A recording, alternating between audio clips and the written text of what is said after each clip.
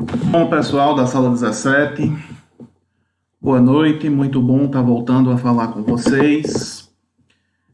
Peço desculpas pela demora para postar o vídeo, a gente estava testando algumas ferramentas aqui de apoio e ao mesmo tempo também a internet não está ajudando muito para fazer o upload, mas a gente está postando ainda hoje para respeitar o dia da aula de vocês, tá certo? Então, a gente está usando essa ferramenta e colocando no YouTube para que vocês tenham o nosso encontro sobre a forma de videoaula, acessem a qualquer tempo. E aí as dúvidas a gente vai tirando tanto no grupo de WhatsApp, como também se vocês quiserem comentar dentro do próprio vídeo. Não sou nenhum youtuber, tô aprendendo a mexer com essas tecnologias e aí peço desculpas a vocês por qualquer imprevisto. Pois bem, a gente vai dar uma revisada geral da parte trabalhista e da parte de reserva legal e vai conversar um pouquinho sobre a correção do nosso exercício, que vocês tiveram aí uns dias, tiveram 5 dias para me entregar, mas é bom que vocês tenham esse exercício gabaritado para que a gente possa andar para os próximos conteúdos que provavelmente na semana que vem a gente vai falar de horas extras, insalubridade e periculosidade, beleza? Então vamos lá. O nosso exercício ele buscou contextualizar tudo que a gente viu nos nossos 6, 7 primeiros encontros e entrar com um pouquinho mais de força na esfera trabalhista. A gente está passando por um momento de calamidade pública. Esse momento de calamidade pública a gente está passando por regras provisórias muito fortes na legislação trabalhista. Então, redução de jornada, home office, redução de salário, cobertura da redução do salário com seguro-desemprego. E vai ser um tema bom lá na frente para a gente incentivar o debate. Mas antes disso, a gente tem uma ementa a cumprir dentro de folha de pagamento. Então, a gente vai começar a falar um pouquinho também do nosso exercício, a questão da reforma trabalhista. Beleza? Então, vamos lá. A nossa primeira questão fala, considerando um lucro líquido de 50 mil reais, saldo inicial de reserva legal de 9 mil reais, qual o valor da destinação desse lucro para a reserva legal, considerando os limites vigentes e saldo de capital de 50 mil? Então vamos lá. O que é a reserva legal que a gente conversou e vocês têm todo o material de apoio? A reserva legal, ela é uma parte do lucro que vai ser para compensar futuros prejuízos ou futuras perdas de uma empresa. Essa reserva legal ela é formada por 5% do lucro líquido. O lucro líquido é o lucro após imposto de renda e após participações, é a última etapa, é o último tipo de lucro. E essa reserva ela não pode passar de 20% do capital social. Então a gente tem um gatilho aí no meio do caminho. Se a reserva legal, o saldo anterior mais o saldo mais a destinação atual passar de 20% do capital, vai ficar limitado a esse gatilho dos 20%. E essa questão 1 tem uma pegadinha no meio do caminho, é exatamente isso que acontece, tá bom? A gente tem um lucro líquido de 50 mil, então nós temos aí saldo de capital social 50 mil, o limite da reserva legal, que é 20% do capital social, 10 mil reais, 20% de 50 mil. O saldo inicial da reserva legal, no momento da questão, é de 9 mil reais. Então, para disparar o gatilho dos 20%, a reserva só pode ter um aporte de, no máximo, 1.000. Mas, mesmo assim, vamos apurar o lucro líquido. Nós tivemos um lucro líquido de 50 mil na questão. Destinação do lucro para a reserva, 5%, daria 2.500.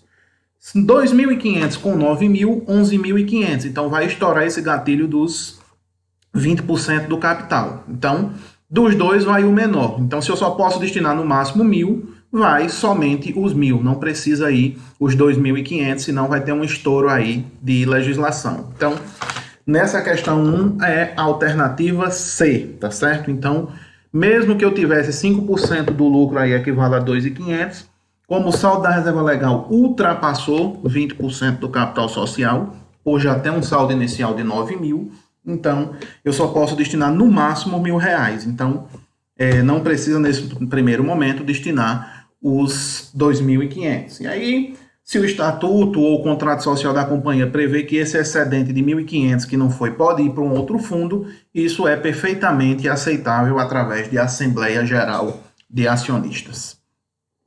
Entendido essa questão, vocês podem reportar no grupo, vocês podem comentar embaixo aí também na transmissão essa questão, se vocês têm alguma dúvida com relação à questão 1.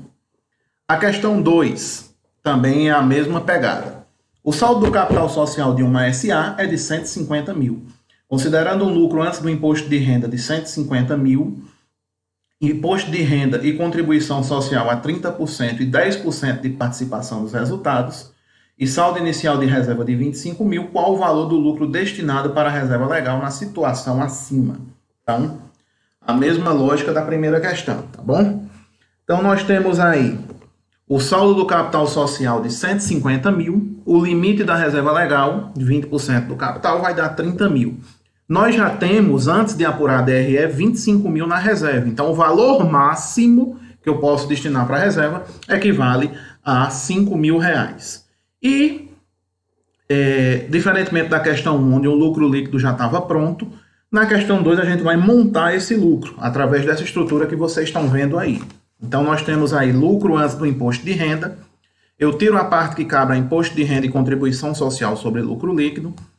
Aí, acho o lucro antes das participações. Tiro as participações, que podem ser percentuais ou numéricas, e apuro o lucro líquido. E do lucro líquido eu tiro 5% para a reserva legal. Não tirar participação antes de dedução de imposto de renda. A participação é apenas após tirar os impostos sobre o lucro. Então, pegando o exemplo da questão, a questão disse que o lucro antes do imposto de renda é de 150 mil, a provisão para imposto de renda e contribuição social é de 30%, então 45 mil, sobra um lucro antes das participações de 105 mil, e essa participação é de 10% sobre a base de cálculo. Então, 10% de 105 mil dá 10.500. Então, deduzindo as participações, nós temos um lucro líquido de 94.500. No meio do caminho, a reserva legal equivale a 5% de 94.500, 4.725. A destinação máxima que a gente poderia ter era de 5 mil, então 4.725 é perfeitamente encaixável. Então, a alternativa nesse caso é a letra B de bola. Beleza, pessoal? Vamos agora para a questão 3, também falando de reserva legal e desse gatilho dos 20%. A questão 3 é uma questão baseada no exame de suficiência. Considerando o lucro antes do imposto de renda de 200 mil reais, provisão para imposto de renda e contribuição social de 30%, participação dos resultados de 10 mil reais, esse não é percentual, a questão anterior é que era, e considerando que o limite legal do lucro foi para a reserva legal e que esta ainda tinha saldo inicial zero, qual o valor mínimo do capital social desta empresa? Essa questão, vocês no privado, até nos grupos, vocês ficaram com algumas dúvidas, mas é a forma da questão que a gente também, às vezes, não tinha trabalhado em sala de aula. Vocês vão ter a reserva e não vão ter o capital. Então, vocês vão fazer, basicamente, uma regra de 3 simples, ou uma divisão percentual. Então, quais são os dados que a gente tem na questão? A gente tem o lucro antes do imposto de renda, a gente tem o valor dos impostos e a gente tem o valor das participações. Então, a gente primeiro vai achar quanto deve ir para a reserva legal. Primeira coisa, a questão fala de 200 mil de lucro, então, antes do imposto de renda, então a gente coloca aqui 200 mil. 30% de imposto de renda e contribuição social, que dá 60 mil, então a gente acha uma base de cálculo de 140 mil antes das participações. As participações foram dadas em dinheiro, 10 mil reais, então a gente acha um lucro líquido de 130 mil. A reserva legal equivale a 5% do lucro líquido, então 5% de 130 mil dá 6.500. E a gente tem o valor da reserva legal considerando que ela tinha saldo inicial zero. Então a gente não tinha nada de reserva legal, agora tem 6.500. Então, o limite da reserva legal é 20% do capital social, tá bom? Então, para que eu tenha, no mínimo, 6.500 de reserva legal, qual seria o capital social dessa empresa?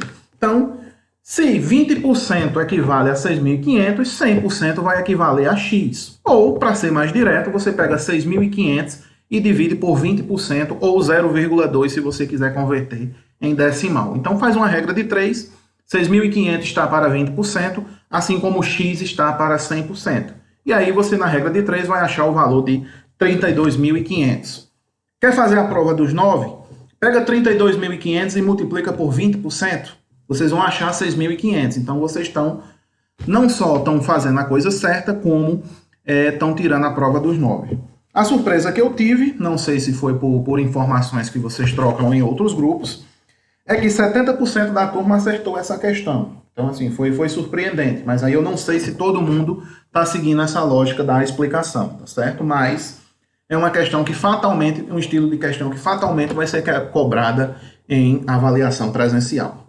Beleza? Questão 3 foi.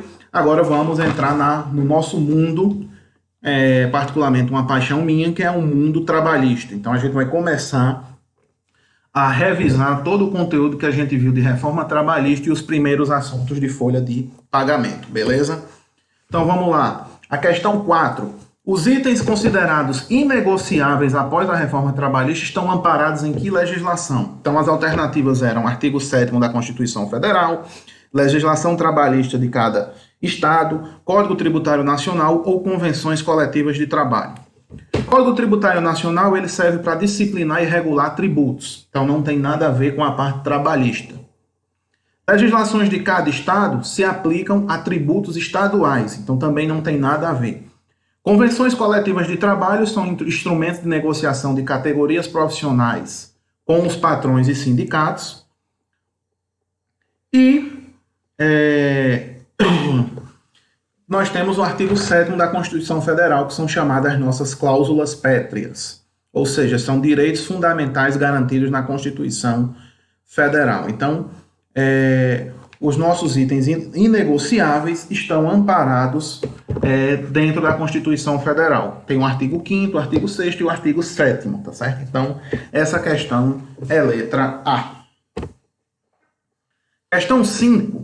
De acordo com a reforma trabalhista aprovada no final de 2017, quais dos itens abaixo não podem ser negociados? Uma das características que a gente conversou em sala de aula sobre a reforma trabalhista era que o legislado o negociado sobrescreveria o legislado. Só que existem limitações para esse negociado. Tem itens que são imexíveis por força de Constituição Federal. Então nós temos aí banco de horas. Banco de horas ele pode ser negociado com prazo de compensação de até 1 ano. Antes era 6 meses. Então esse item não mudou. Plano de cargos e salários. Agora, basta que um acordo coletivo regulamente. Antes a gente tinha que fazer todo um registro no Ministério do Trabalho. Valor da hora noturna superior à diurna, ou seja, o trabalho executado do 10 da noite às 5 da manhã, ele tem que ser remunerado acima do valor da hora que é executada durante o dia. E intervalo para repouso e alimentação. Então, intervalo para repouso e alimentação ele pode ser mudado por convenção coletiva ou por acordo coletivo. E o valor da hora noturna superior à diurna, ele continua imexível. Então, os serviços executados de 10 da noite a 4 da manhã, 10 da noite a 5 da manhã, 10 da noite a 6 da manhã, de acordo com a convenção de cada categoria, eles têm que ser remunerados a, no mínimo, 20% a mais do que uma hora de trabalho durante o dia. Então, é o que a gente chama de adicional noturno, tá bom? Então, é aquela questão da privação do sono ser melhor remunerada. Então, alternativa C de casa, beleza? Item 6. Qual o valor mínimo que deve ser acrescido à hora normal em caso de trabalho extraordinário ou horas extras? A gente tinha duas modalidades antes, que era de 25% e 50%. A nova legislação trabalhista fechou esse percentual para 50%. Então, uma questão de fácil entendimento, alternativa C, e essa questão foi acertada por 95% da turma. A questão 7, vocês também tiveram um bom percentual de acerto. O valor da contribuição sindical do funcionário equivale a X dias do salário do mesmo, e após a reforma trabalhista, tal contribuição passou a ser... Completam, respectivamente, os espaços abaixo as expressões. Os espaços em branco, as expressões abaixo. Então, primeira coisa, a contribuição sindical ela era obrigatória. Então, passou a ser facultativa. Então, ela por ser facultativa, a gente já elimina a questão A e a questão B, Então fica entre o C e o D. E a contribuição sindical equivale a um dia do seu salário, ou seja, o seu salário dividido por 30. Então, também era uma questão de fácil interpretação. Então, letra D, um dia de salário, e ela passou a ser facultativa. Beleza? Então, a questão 7 está assim respondida.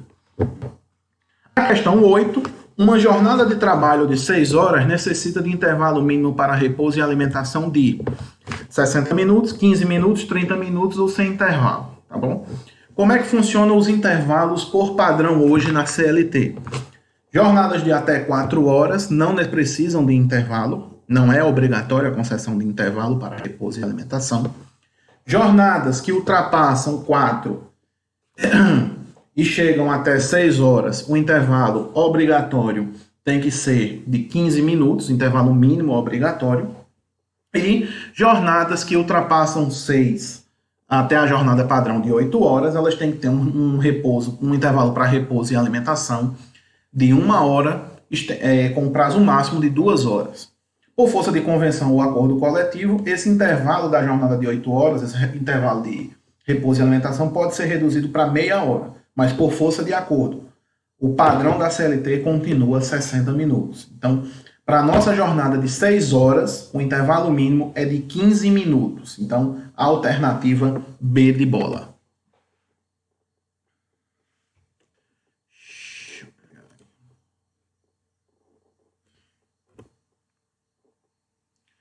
Questão 9, de acordo com o artigo 482 da CLT, não representa motivo para dispensa por justa causa.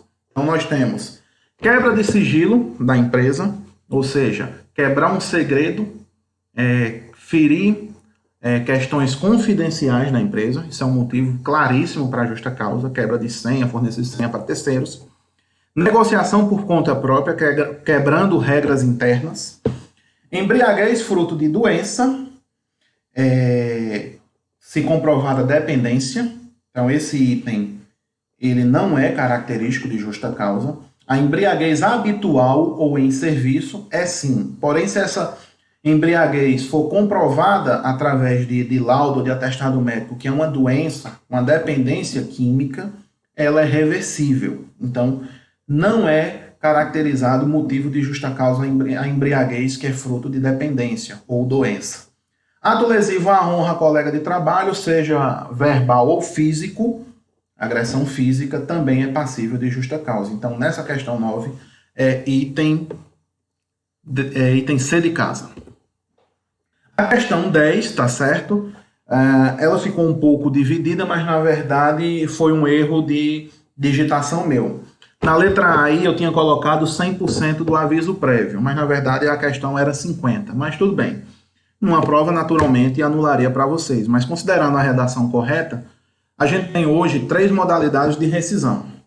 A gente tem a rescisão, a gente tinha 3, agora tem 4, perdão.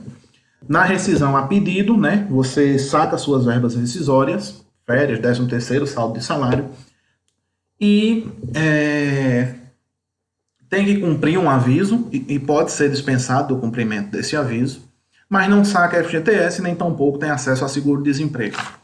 Na rescisão por justa causa, você só tem direito ao seu saldo de férias e salário, não tem direito a FGTS, a seguro-desemprego, é um tipo de rescisão extremamente danosa, tanto financeiramente como em termos de imagem. E na rescisão convencional, a gente tem aviso prévio trabalhado, né, que é o aviso que você vai cumprir, o tempo mínimo de 30 dias de trabalho antes de sair, ou indenizado, você sai de imediato e a empresa indeniza os dias que você deveria cumprir. E, mais recentemente, de acordo com a reforma trabalhista, nós temos agora a rescisão por acordo. É um tipo de rescisão bastante perigosa, mas ele casa a vontade de sair com a vontade do empregador de desligar. Então, você tem direito a sacar 80% do FGTS, a multa rescisória do FGTS, que é de 40% hoje, ela cai para 20% nesse tipo de rescisão, e você tem direito a 50% do aviso prévio. Então, considerando a digitação correta, e aí eu peço desculpas a vocês, esse item A estaria correto. O correto era 50%, eu coloquei 100 lá. O item B, na rescisão sem justa causa, permite-se o saque de 100% do FGTS mais multa rescisória, corretíssimo. Na rescisão a pedido do empregado, não há o direito a saque do FGTS. Corretíssimo também. Na rescisão por justa causa, há necessidade de cumprimento ou pagamento de aviso prévio. Não, na rescisão por justa causa, o desligamento é imediato. Então, a letra correta seria a D. Mas, reiterando que eu cometi um erro de digitação na questão A, então, se fosse numa prova, naturalmente ela estaria anulada e vocês ganhariam a pontuação. Questão 11. Qual a modalidade de contrato em que o empregado fica à disposição da empresa por um período pré-determinado de horas ou dias alternados? Essa questão 11 ficou bastante dividida com a turma, ficou 50% de acerto.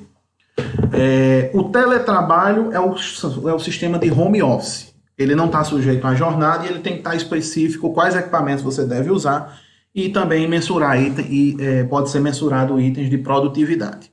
O contrato de experiência ele é padrão a partir do momento em que você é admitido.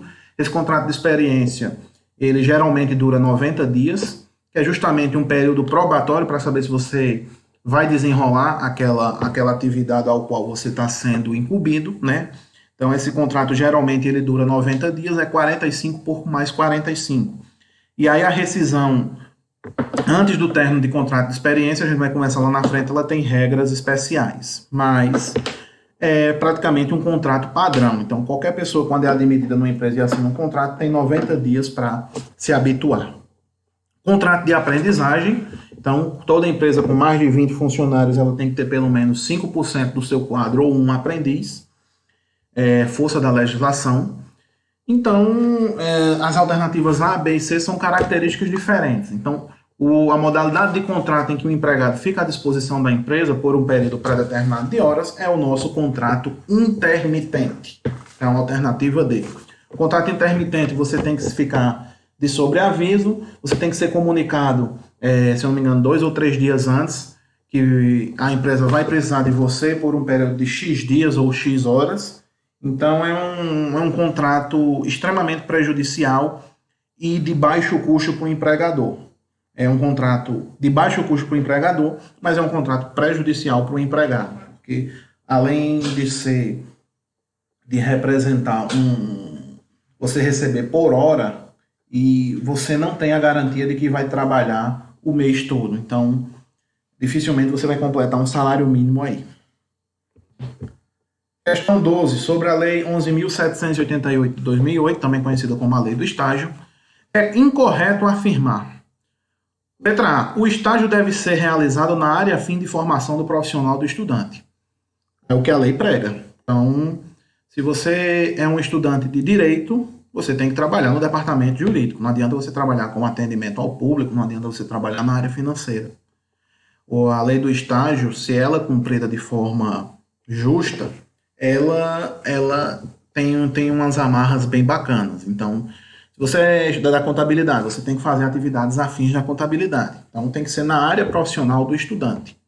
Até porque o estágio é como se fosse um treino para quando você tiver a sua formação, quando você for bacharel, você já pode ser submetido a uma responsabilidade maior. Então, o estágio é o treino e a vida profissional é o jogo. Então, treino é treino, jogo é jogo. Então, o treino tem que ser exatamente... Você não pode colocar um atacante para treinar de goleiro. O atacante ele tem que treinar no ataque. Então, é assim que funciona também a questão do estágio. O número máximo de estagiários não pode exceder 20% do número de funcionários, tá certo? Então, se eu tenho uma empresa com 100 funcionários, eu posso ter no máximo 20% do meu quadro com estagiários. Mas eu não sou obrigado a ter estagiário. Eu sou obrigado, por força de legislação, se eu tenho mais de 20 funcionários, a ter aprendizes. Estagiário eu não sou obrigado. Eu posso ter nenhum, como eu posso até ter até 20% do meu quadro. E aí, esse nosso debate, ele já responde à questão C. Todas as empresas com 20 funcionários devem possuir pelo menos um estagiário. Não é obrigatório isso aí. As pessoas confundem muito a legislação de estágio com a legislação de aprendiz. Aprendiz é o jovem de 14 a 24 anos que ele é contratado para aprender rotinas administrativas e ser treinado, se der tudo certo, para ser um futuro funcionário. Então, para esse tipo de jovem, existe uma proteção. O estagiário, ele é um estudante de nível superior, tá certo? trazendo para a nossa área, ele é um estudante de nível superior que vai executar rotinas na sua área de formação. Então, o aprendiz ele tem o pré-requisito da idade. O estagiário ele tem o pré-requisito de estar estudando. E o estágio pode ser remunerado ou não. Então, existe o estágio não remunerado ou voluntário e o estágio remunerado. Certo? Então, a questão incorreta, que é o que a gente pega no item 12, é a letra C de casa. Questão 13, a última questão de múltipla escolha que nós temos. Com relação à base de cálculo para imposto de renda retido na fonte sobre folha de pagamento. Vamos lá. O INSS é somado ao valor do salário. Não, o INSS é deduzido do valor do salário. Além da dedução do INSS, há a dedução dos dependentes. Quem é dependente? Filho de até 21 anos. Se ele for universitário, essa idade passa para 24 anos. Cônjuges. Pai ou mãe que você comprove a dependência econômica. E menor incapaz do qual você tem a guarda e tutela. Então, essa questão B é a correta. O item C, a alíquota é fixa para salários acima de 5 mil. Não. No caso da alíquota de imposto de renda, vai depender, obviamente, da quantidade de dependentes. Então, se eu tiver 2 ou 3 dependentes, fatalmente a base de cálculo padrão ela vai cair um pouquinho. Se ela for de 27,5, ela vai cair para 22,5. Então, a alíquota, a alíquota do imposto de renda, ela pode variar de acordo com a quantidade de dependentes também, não só de acordo com o INSS. E o dependente pode ser utilizado como dedução para ambos os cônjuges. Não. Pai e mãe só pode usar, um deles apenas pode usar o filho como dependentes para fim de imposto de renda, senão a legislação, principalmente agora porque nas declarações de imposto de renda está pedindo CPF para todos os dependentes. Se a Receita Federal detectar que o mesmo CPF está como dependente de 2 pessoas, então fatalmente essas pessoas vão cair na malha fina, beleza? Então, o item correto aí, pelo que a gente estava pedindo, é a letra B de bola. Respondendo a letra B, você tem condição já de montar as questões 14 e 15. Então, qual o valor líquido a receber de um funcionário com R$ 4.200 de salário e 2 dependentes? Considerar a antiga tabela do INSS. A tabela que entrou agora, 1º de março, é aquele moído que a gente conversou em sala de aula. Ele vai fatiando o seu rendimento por pedaço, de acordo com o seu salário. Quanto mais progressivo for o seu salário, você pode ter 4 alíquotas diferentes. Então, vamos trabalhar com a alíquota direta, que era a padrão anteriormente. Certo? Então, até 28 de fevereiro, até 29 de fevereiro a gente praticou essa alíquota. Então vamos lá. Para imposto de renda, cada dependente vale R$ 189,59. Essa tabela existe desde 2015, a gente está sem reajuste. Toda vez tem a promessa de reajustar e nunca se reajusta. A tabela do INSS também ela é progressiva, quanto maior o rendimento, maior a alíquota. Qual é a fórmula? Salário mais verbas, menos INSS, menos quantidade de dependentes vezes a dedução da lei, que a gente viu, que é R$ 189,59, a gente acha a base de cálculo. Achamos a base de cálculo, vamos para a tabela do imposto de renda e aplicamos a alíquota. Então, se você foi tributado a 7,5%, você vai aplicar a alíquota de 7,5% e a parcela a deduzir, ou seja, um redutor, que se aplica a quem é tributado a 7,5%. Então, eu acho o imposto de renda devido.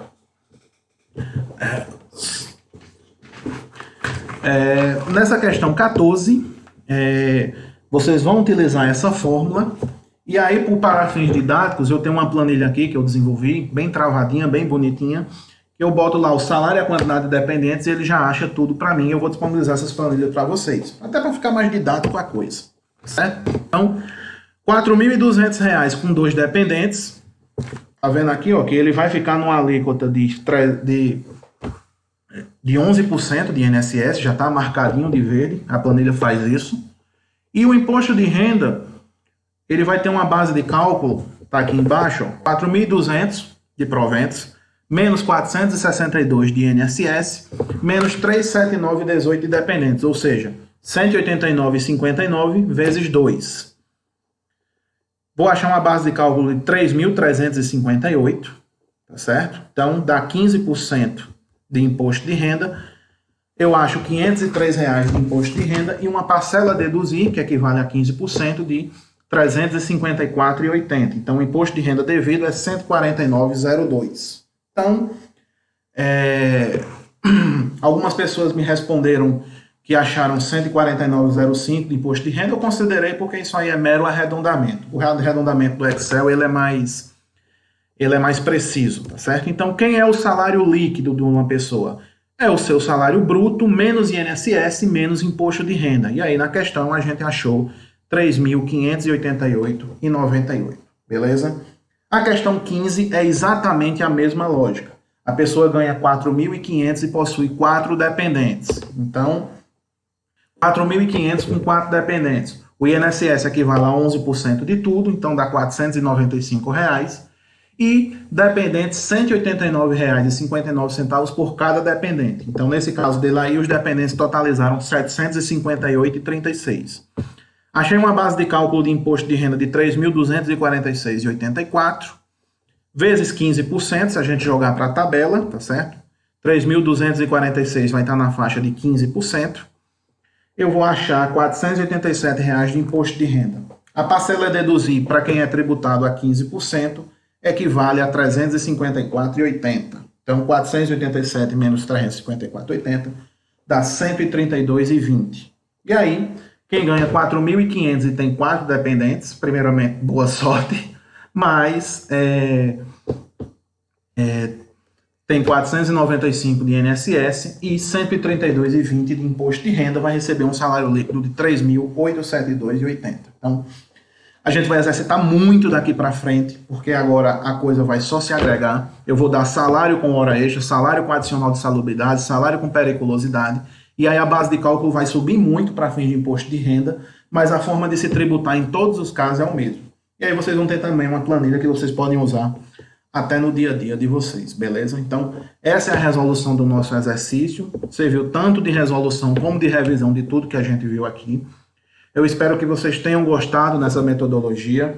A gente está tentando fazer a melhor qualidade de aula possível nesses tempos que a gente está afastado fisicamente, mas a gente não vai deixar a qualidade da nossa aula cair. A gente vai executar, vai melhorando, e eu estou utilizando essa ferramenta assim, onde a gente concilia o vídeo com a tela, justamente para que a gente tenha um melhor aproveitamento, beleza? Então participem, tirem dúvidas, e eu estou à disposição no grupo de WhatsApp, beleza? Fiquem com Deus. Grande abraço e até o nosso próximo encontro.